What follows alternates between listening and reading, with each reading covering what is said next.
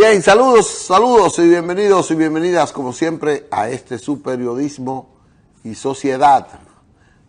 Todos los días tenemos un programa de impacto en el desarrollo del día y de su futuro, para que entre todos, con la ayuda de Dios, construyamos una sociedad mejor, pero para todos.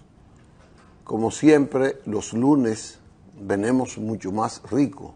Venimos con este manjar que nos trae el doctor Alfredo Polanco. Vamos a vernos con Gregory Caimare, además, que está hoy en Sacao. Buenos días Andrés Matos, buenos días a los amables televidentes. Y como dices, cada lunes, el importantísimo mensaje de salud y orientación que tiene el doctor Alfredo Polanco para los televidentes. Doctor, ¿por dónde andamos en tema hoy? Buenos días Gregory, buenos días Licho y buenos días a nuestro público. Siempre interesante y en muchas ocasiones a solicitud de nuestro querido público, ya que nos debemos a ese pueblo que día a día está ávido de obtener noticias en materia de salud que les sirva para por lo menos una orientación, estar orientado sobre cuáles enfermedades son las más frecuentes, por ejemplo, que afectan no solamente a los riñones, sino a cualquier parte de nuestro cuerpo. Y en el día de hoy, un tema bastante interesante, muy pedido, y es sobre sangre en la orina, que en muchas ocasiones se acompaña de proteína en la orina, o sea, una combinación, sangre y proteína en la orina. ¿A qué se debe? ¿Cuáles son las causas? ¿Cuáles son las edades más frecuentes? ¿Y qué debemos hacer si tenemos esta condición? Doctor, ¿usted me va a tocar mi tema? Bueno, vamos a darle carácter entonces a esto. Bien. Seguro. Yo fui hoy, Mire, doctor, déjeme adelantarle. Yo fui hoy a hacerme ¿cómo que se llama? Una glicemia. Una glucemia. Sí. Por eso, porque me hice una analítica y salí con sangre en la orina. Y bueno, usted sabe, he venido presentando eso ya en 2 o 3 analíticas, y entonces fui a hacerme eso para ver si es un problema de otra índole. Pues bien, ese es el tema. Vamos entonces a iniciar. Normalmente no debe de aparecer sangre en la orina. Por ejemplo, un examen simple de orina no deben de aparecer más de 3 glóbulos rojos por campo, glóbulos rojos o eritrocitos. Ustedes ven el examen de orina que dice glóbulos blancos de 0 a 2 por campo, de 0 a 3 por campo. Eso es completamente normal. Ahora bien, tenemos a muchos pacientes que periódicamente acuden a nuestra consulta porque nos dicen que en el examen de orina salen siempre con sangre oculta, es decir, sangre oculta positivo. Y cuando vemos el examen de orina, dice que tiene glóbulos rojos, por ejemplo, de 6 a 8 por campo, de 8 a 10 por campo, que eso ni siquiera se nota en el examen de orina. O sea, nosotros orinamos normalmente y no podemos ver que la orina está teñida de rojo. ¿Por qué? Porque la cantidad de orina de sangre que hay en la orina es muy poquita para teñir la orina de color rojo. Y es por eso que a esto se le llama hematuria microscópica. O sea, porque simplemente hay pocos glóbulos rojos en la orina, pero aún así nosotros debemos investigar. Ahora, en otras ocasiones, usted va a orinar y usted va a notar el color rojo de la orina que puede estar al principio, o sea, en el chorro inicial, o puede estar en toda la orina, o puede estar al final de la orina.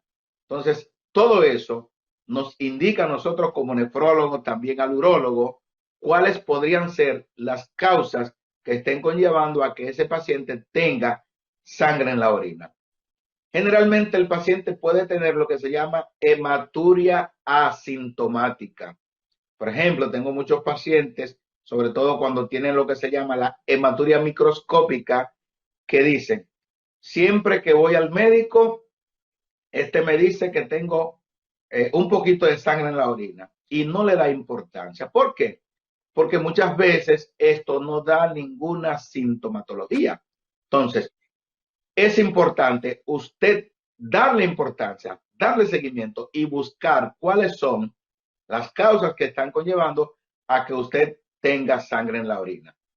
Cuando estamos investigando al paciente, importantísimo hacer una buena historia clínica. ¿Qué tiempo tiene con esto? Es bastante importante. El tiempo de evolución de la enfermedad o del problema, porque todavía no hemos hecho un diagnóstico. ¿Le duele o no le duele? Con la hembra, tenemos que tomar en cuenta siempre la menstruación, porque ocurre que muchas damas se están haciendo el examen de orina o en los días que le va a llegar la menstruación o cuando se le está quitando y entonces coincide que siempre va a tener sangre en la orina. Por eso nosotros siempre tenemos que decirle a las damas que el examen de orina, hacérselo muy lejos de su periodo menstrual para nosotros evitar lo que son las confusiones.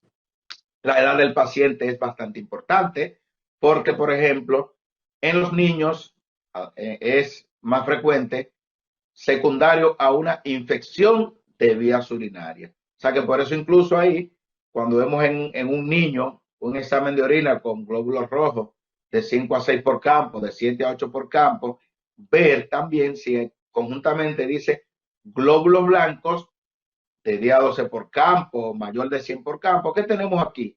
Una infección de vías urinarias, que en el otro acápite vamos a encontrar que van a decir bacterias moderadas o bacterias abundantes. Aquí no hay duda, tenemos una causa importante de hematuria, que es la infección de vías urinarias, que en niños es la principal causa de sangre en la orina.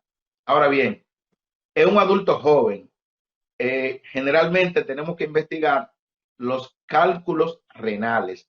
Sobre todo, ustedes saben que cuando un paciente va a emergencias con un dolor tipo cólico, un cólico nefrítico, a ese paciente, aparte de que se le hace una sonografía abdominal buscando piedra que hayan cursado, salido desde los riñones hasta los uréteres, tenemos siempre que hacer el examen de orina.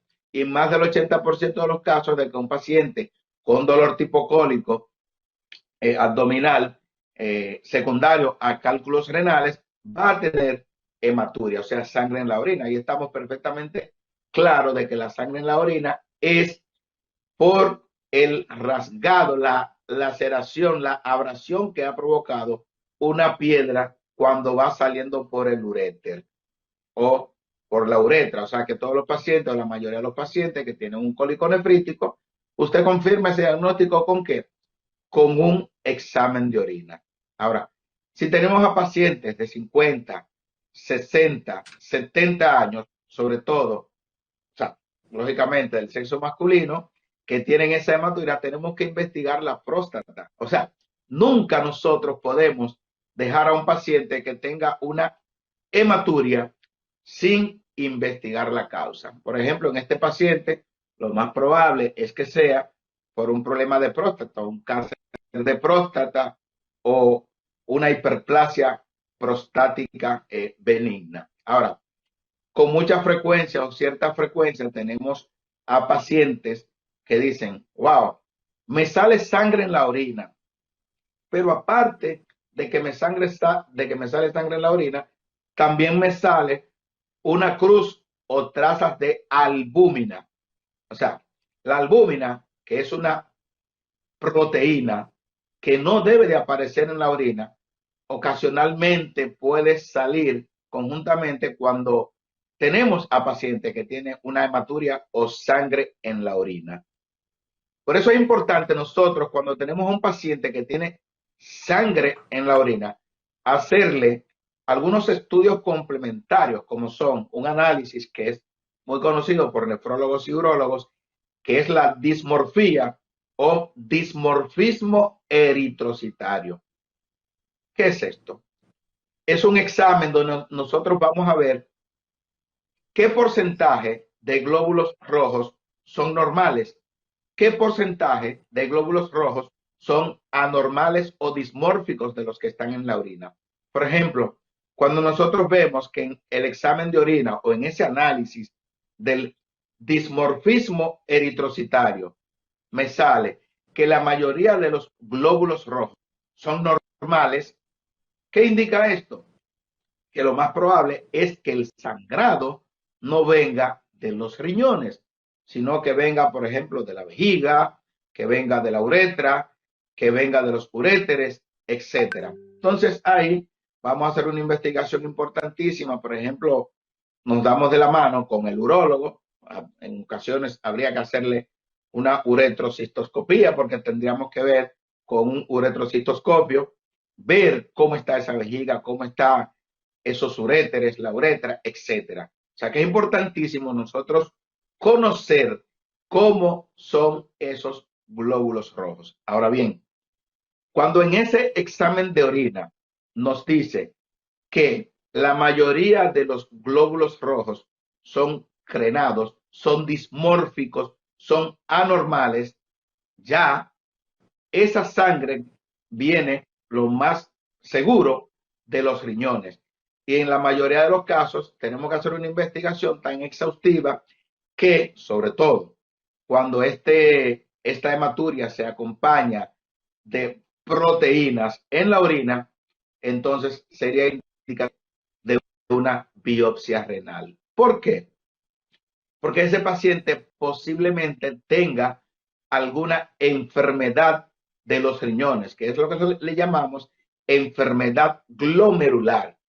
Por ejemplo, ese paciente posiblemente incluso tenga una patología sistémica, por ejemplo, como el lupus eritematoso sistémico, que le esté afectando ya a sus riñones.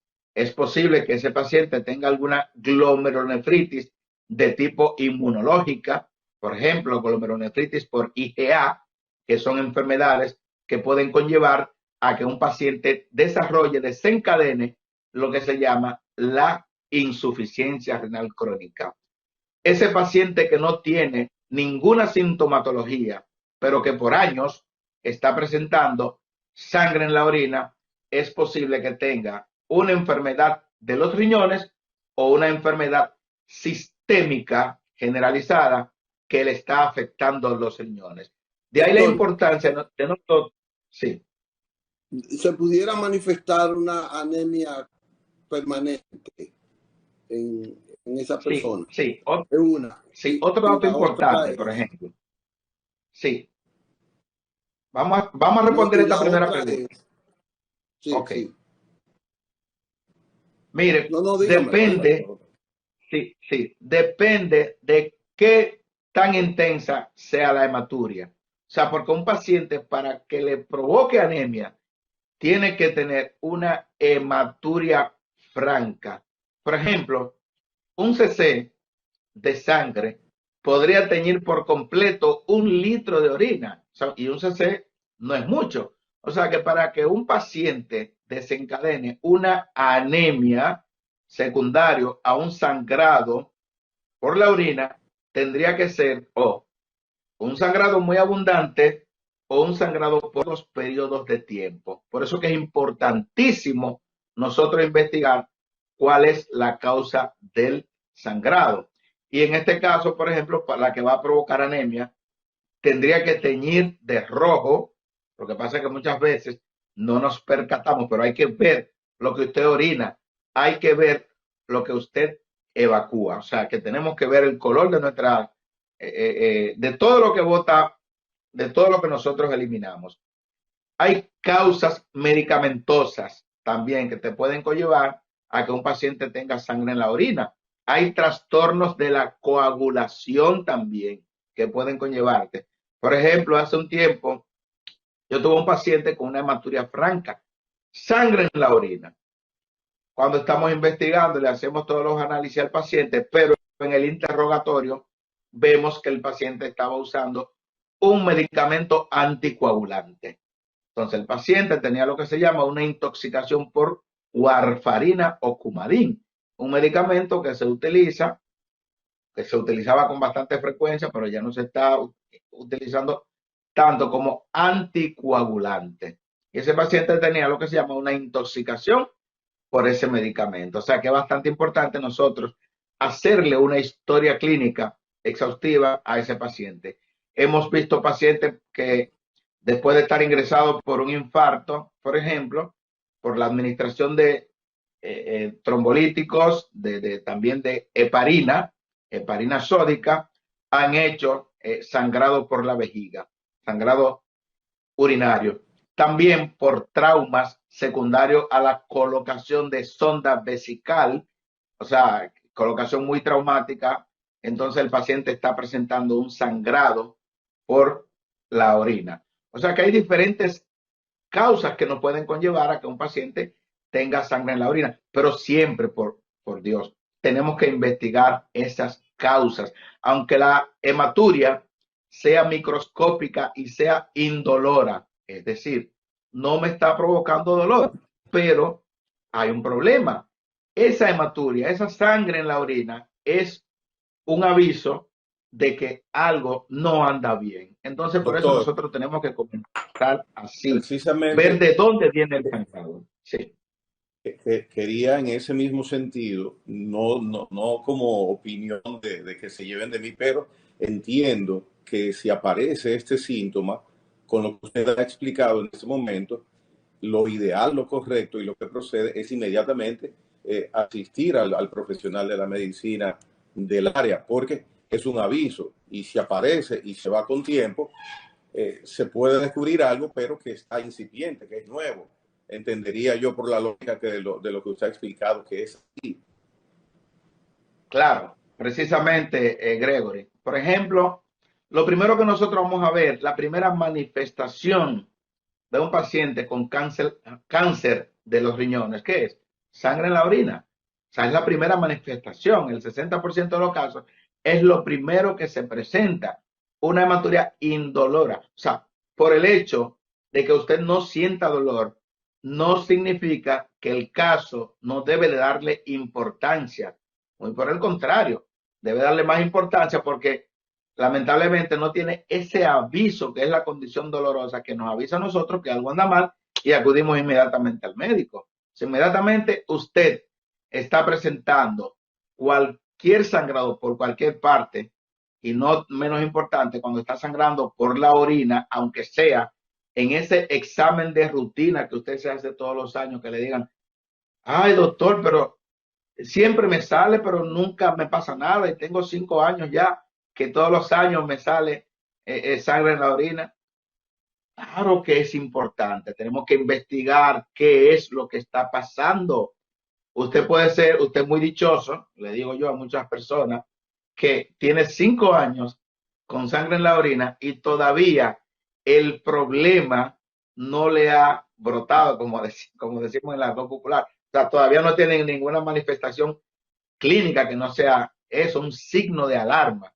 Entonces ahí vamos a evaluar a qué se debe que usted está sangrando por la orina. Hay pacientes que simplemente cuando le hacemos una sonografía abdominal, lo que encontramos es un quiste en un riñón, ¿ok?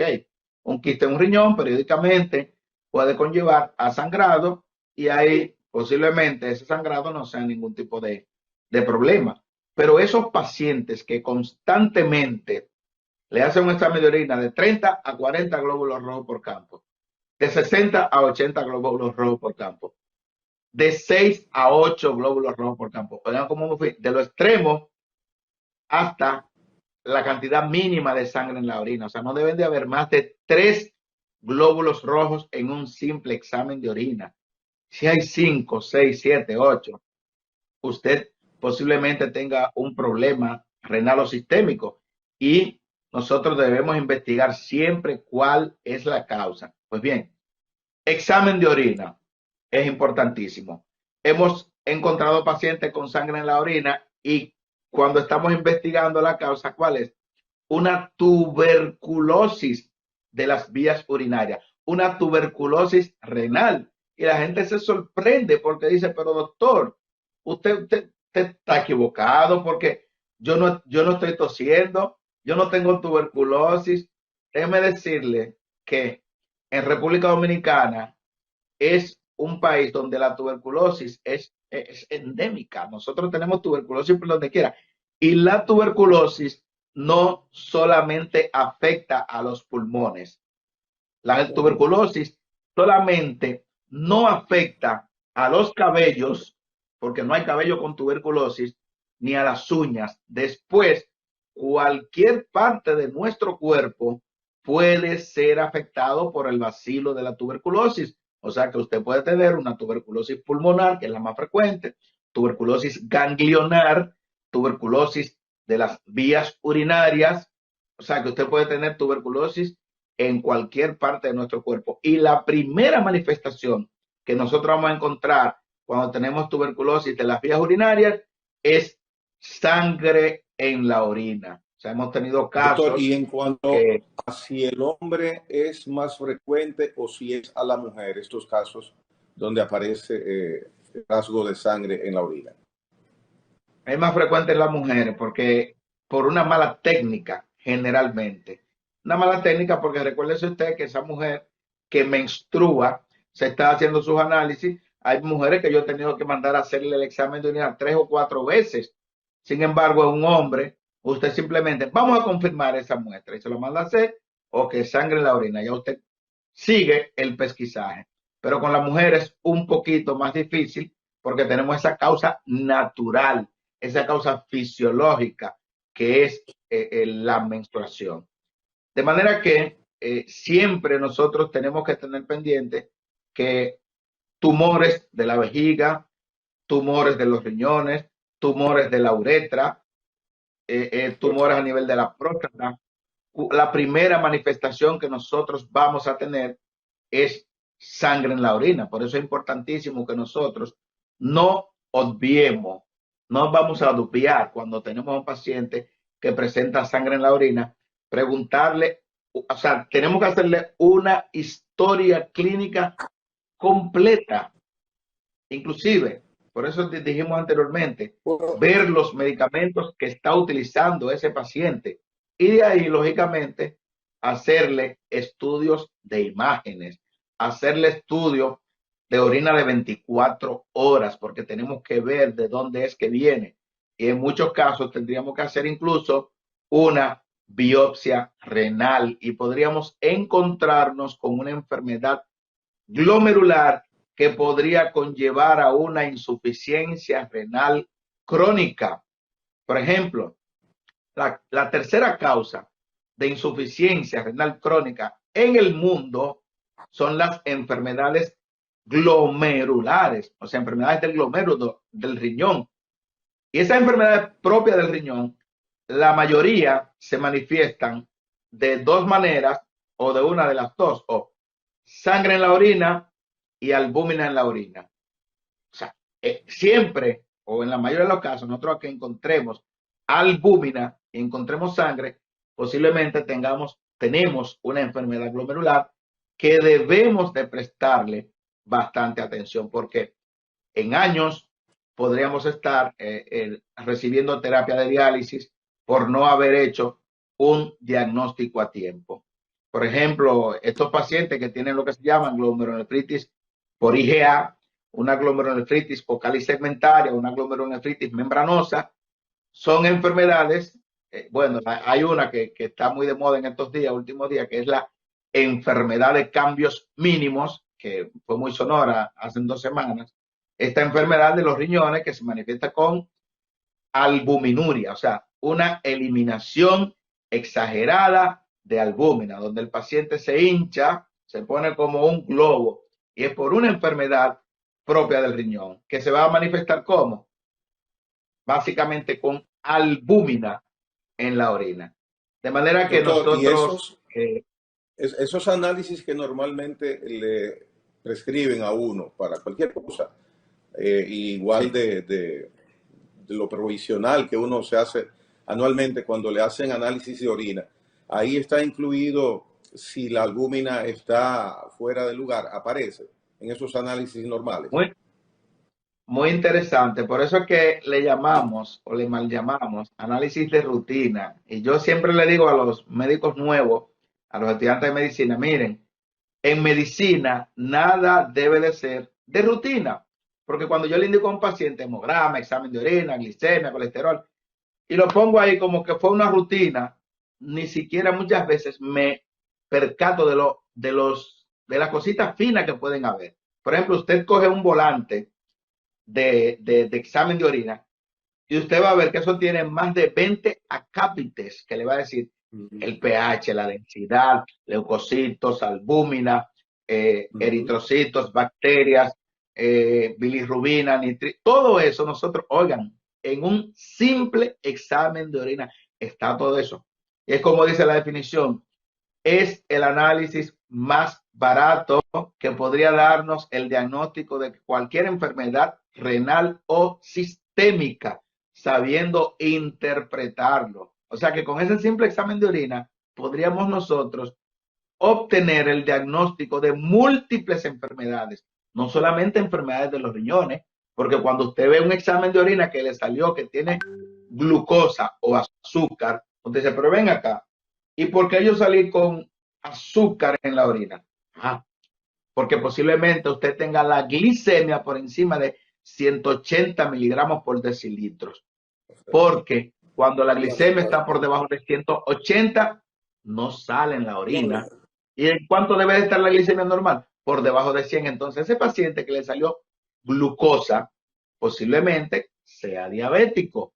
Ese paciente que le salió bilirrubina positiva en la orina, posiblemente tenga un problema hematológico o un problema del hígado.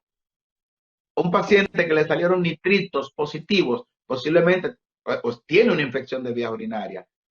Cuando salen cristales de urato, etcétera, posiblemente tenga piedra en los riñones. Ese paciente que sale de todo en la orina, hay que investigar lupus, porque ven acá, salieron nitritos, salieron leucocitos, salió cristales, salió de todo, sangre en la orina y de todo, posiblemente tenga un lupus. O sea que de los análisis generales que nosotros hacemos, hemograma, examen de orina, urea, la rutina, como le mal llamamos, de ahí nosotros, eso nos da pauta de qué otros análisis nosotros tenemos que indicar. Por eso hay pacientes que dicen, doctor, indíquemelo todo. Y yo le digo, no, vamos a indicarte lo básico, que dependiendo de cómo salga lo básico, determinamos otras pruebas diagnósticas que hay que hacerte. Porque el médico no puede partir, como dice la gente, yo quiero que me hagan que me metan en la máquina para que me hagan una tomografía entera o un escáner. Eso no es así. Su historia clínica es la que le va a decir al médico de dónde es que tenemos que continuar analizando. Porque, por ejemplo, déjeme decirle, de la orina se pueden hacer más de 600 tipos de análisis diferentes de la orina. Entonces, por eso, hágamelo todo. No, señor. Nosotros por eso que tenemos que hablar con el paciente, hacerle una historia clínica minuciosa al paciente y de ahí un examen físico a ese paciente. Y de ahí nosotros vamos a determinar las diferentes pruebas adicionales, aparte de ese hemograma, examen de orina, glicemia, de esa creatinina que nunca debe de faltar, ese colesterol y esos triglicéridos que nunca deben de faltar, el ácido úrico, etcétera. Y dependiendo, lógicamente, de por qué usted ha ido. Porque si el paciente va con un cuadro específico, aunque usted le haga esos análisis rutinarios, usted tiene que inclinarse. Si el paciente dice que tiene muchas palpitaciones, usted tiene que ver cómo están las pruebas del tiroides.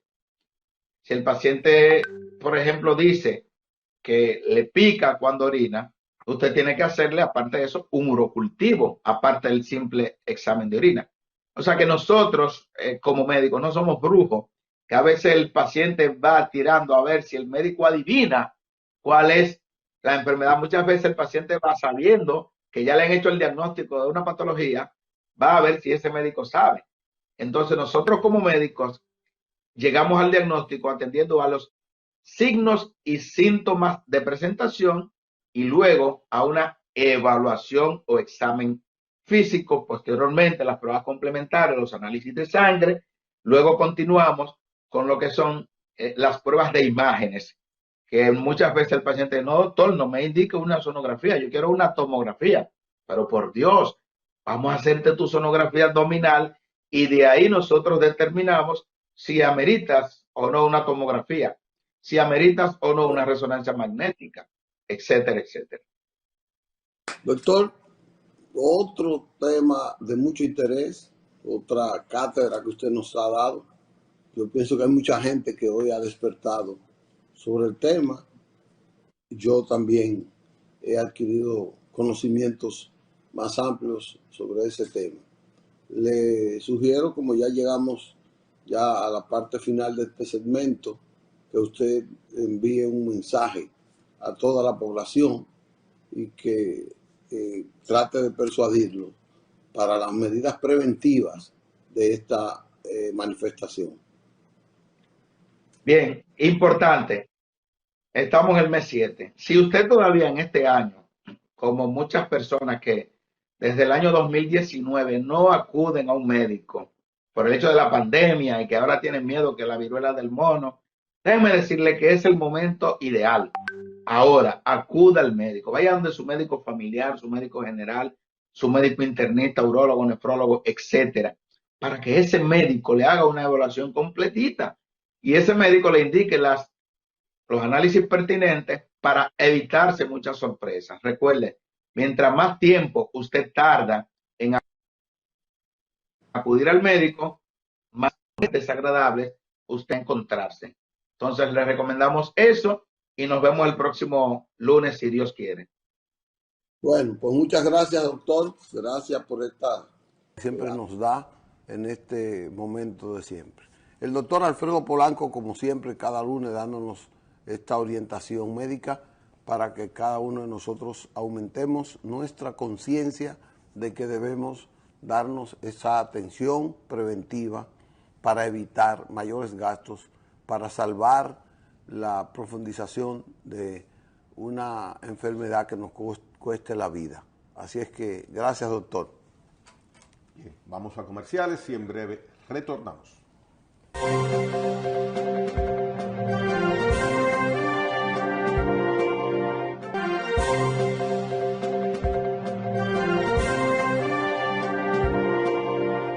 Ah, no, dializándolo. Después lo hablamos. Wow, si lo están dializando ya tiene que tener mano del doctor ya. Ya tú sabes. Señores, volvemos con ustedes. Ahora vamos a cambiar de tema, de temas muy interesantes. Yo pienso que el tema de hoy, nosotros, el primero, debe ser reconocer este gran acto, este gran homenaje, esta exaltación a nuestro Big Papi, a nuestro David Ortiz, que ayer se robó el show. No, él se ha robado el show muchas veces. Mentira. A él le han manifestado ese show porque él se lo ha ganado. Ese estelar jugador de béisbol ayer fue la figura central del béisbol y no solo del béisbol. Me decía un médico que David Ortiz ya trascendió lo del béisbol en Estados Unidos porque ya él está en el área de la exaltación médica, está en el área de la exaltación de valores que se lo ganó en el 2013 cuando tuvo que ver con aquel discurso en el estadio de Boston donde él dijo, vamos a defender esta ciudad que es nuestra, nadie nos las puede quitar, nadie nos la puede quitar. Y la dijo con una palabra que se marcó, mucha gente la malinterpretó, pero lo dijo con ese dominicanismo así. Ayer muchos dominicanos izaron sus banderas frente a David y hubo una presencia bastante masiva. Mira, eso no se ve con frecuencia, no se había visto mucho en Cooperstown. Fue realmente extraordinario, fue emotivo, fue contagiante. David tiene un discurso campechano, pero sincero y profundo. un discurso de expresión de la gratitud que le tiene al dominicano y al mundo, y al béisbol sobre todo. Así que nos sentimos muy bien, nos sentimos muy orgullosos, muy agradecidos, porque llegar ahí, además de tener el talento, porque nadie sin talento llega ahí. Todo el mundo tiene un talento. Unos lo desarrollan y lo cumplen con disciplina. Para llegar ahí hay que pulir ese talento con esa disciplina, con ese rigor permanente que le reclama. Así es que hubo esa alegría ayer. Sí, verdaderamente, como tú dices, participar como miembro del Salón de la Fama no es una tarea fácil. Son miles y miles y miles los jugadores de béisbol de grandes ligas, Major League Baseball, que es la liga de béisbol norteamericana, la más importante del mundo, y son pocos, muy pocos los escogidos. Ayer, por ejemplo, fueron exaltadas 7 figuras, y de ellas algunas pues era ya después de 30 años que se hacía un reconocimiento. Así que verdaderamente la participación, cuando fue bailoteado su nombre para escogerse en las boletas, a pesar de que había cierta aprehensión en algún momento, pero desde que inició el conteo se notó que se perfilaba con que iba a pasar con los votos necesarios, y así fue. David Ortiz es el cuarto dominicano, el cuarto jugador de béisbol dominicano que accede al Salón de la Fama. El primero fue en 1982. 83. Juan Marichal, luego le siguió Pedro Martínez, hace par de años. 3 años. 3 años. Vladimir Guerrero. 4 años, Vladimir. Ya. Y entonces ahora le toca a David Ortiz. 4 de centenares de dominicanos que han participado, y uno de miles y miles y miles que han participado en sentido general en la historia de las grandes ligas, indica lo importante y determinante que hay que ser como jugador para usted ser escogido ahí. Y en la parte del que tú tocaste también hay el ingrediente del aspecto humano, el toque del comportamiento, del sentimiento, de lo que es en torno a su figura, emana, pues es única esa participación y esa impronta que tiene David Ortiz. Verdaderamente un galardón bien merecido, bien ganado, y orgullo, por supuesto, para cada uno de nosotros que somos dominicanos. Hay que ver, me decía también ayer, porque yo creo que cuando esté pronunciando el discurso, Alejandro, ver si lo podemos poner. Fue un discurso breve, pero a ver si podemos poner algún fragmento del discurso de David, que es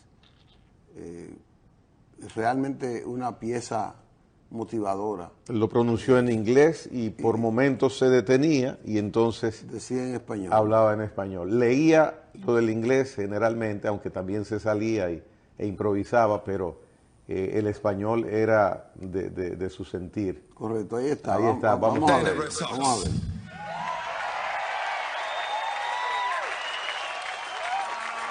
From Mr. John Henry to Linda Henry to Tom Werner to Larry Lucchino, Phil Morse, who was there when I came to Boston, and of course, my man, Sam Kennedy. I can thank you guys enough for building me up and supporting me throughout the years. I also want to thank my man, John McCormick, who was the traveling secretary at the time while I played, and my little sis, Pan Kim. That organization made me the man that I am today. They educate me about the game, but they also educate me about my life. Community service, connecting with people, the Jimmy Fund, the Children Fund. That's why I started the David Ortiz Children Fund. that have provided life-saving heart surgery for children in the Dominican Republic and New England.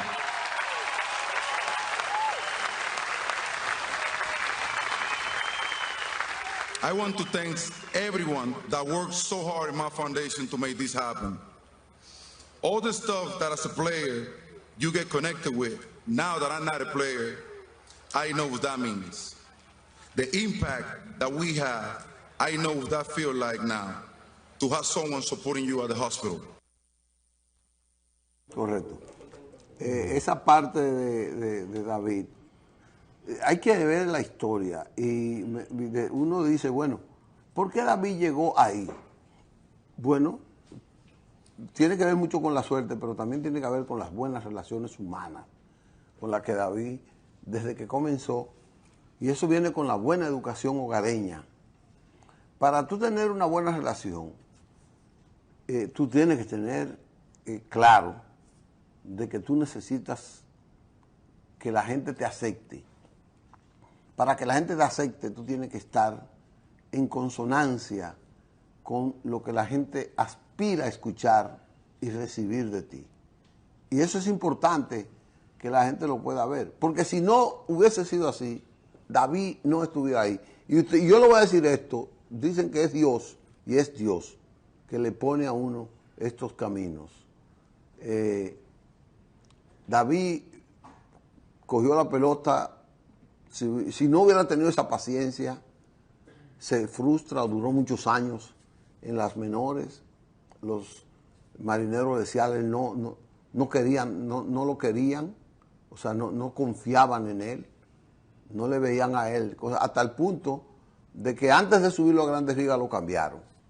Y lo cambiaron por un jugador que prácticamente no vio acción en Grandes Ligas. Se lo cambió a Minnesota, y Minnesota lo bajaba y lo subía. Ya él tiene 7 u 8 años ya ahí firmado, y Minnesota lo viajaba, lo subía y lo bajaba, lo subía y lo bajaba, hasta que un día lo sube y le dan una miserable oportunidad, pero esa miserable en términos de espacio, de tiempo, de capacidad, David demuestra que que puede ser una estrella.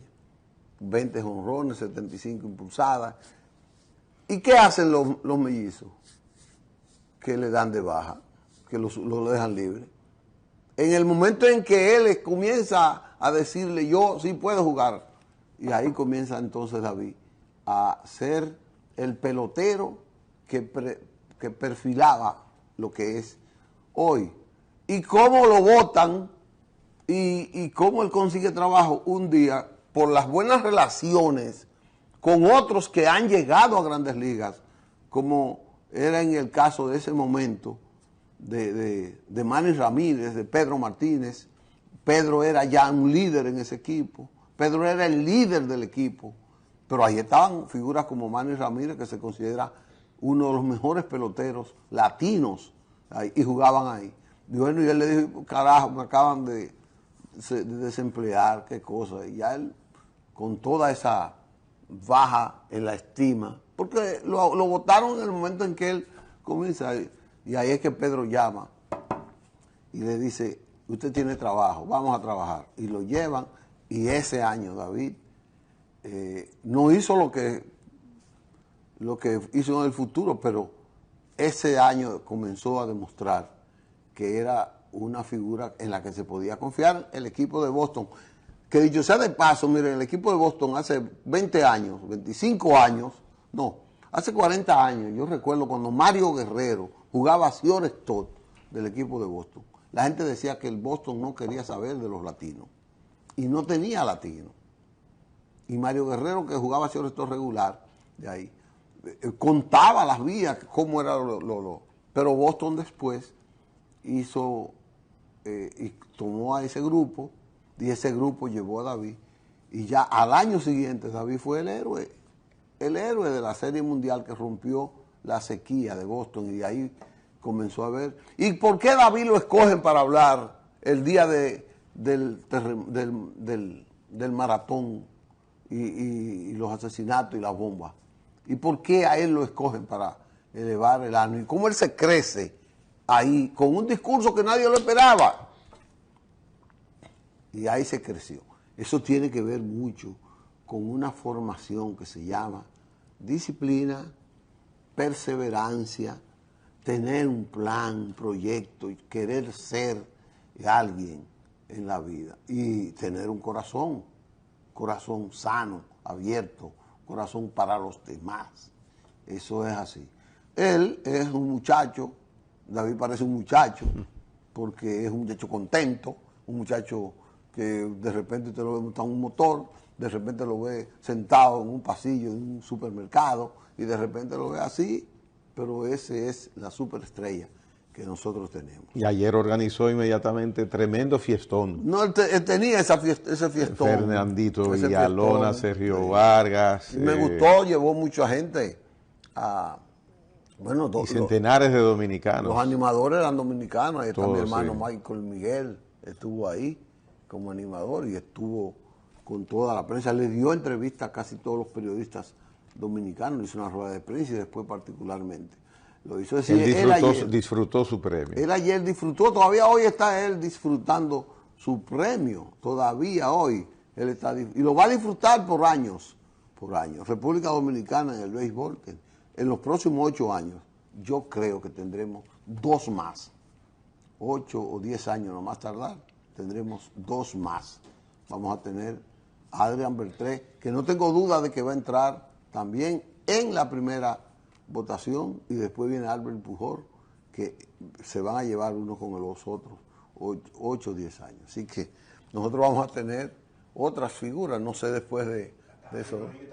Estaba bailando, sí, porque es un bailarín. Yo quiero que tú lo veas. David Ortiz. Ah, sí. Es un bailarín. David Ortiz, todo ese grupo, bailarín. Se integró también Alex Rodríguez anoche. Él estuvo en el acto y todo, porque Alex y él son amigos, sí. Tuvieron un rajuño, pero rajuño en términos de las relaciones, pero son amigos y de hecho trabajan juntos, trabajan para cadenas de televisión. Sí, trabajan juntos. Entonces ahí me gustó mucho ver a Alex ahí, mucho, porque a Alex se le ve como un pelotero elitista, se le nota eso, tú no ves a Alex con esos discursos de Manny Ramírez, de Albert Pujol, de Adrián Beltré, de David Ortiz. David Ortiz y Pedro Martínez son 2 excepciones. Esos son de barrio en esa parte. ¿Qué fue? Una pausa también. Anda, tío. ¿Y qué pasó? El tiempo. Nos robó la emoción hablando de David, pero valía la pena. Claro que sí. Vale la pena. Nuestro cuarto miembro del Salón de la Fama de Major League Baseball, David Américo Ortiz. Congratulaciones. Ortiz Arias. El Big Papi. Nos veremos mañana, si Dios quiere, con otro programa interesante. Gracias.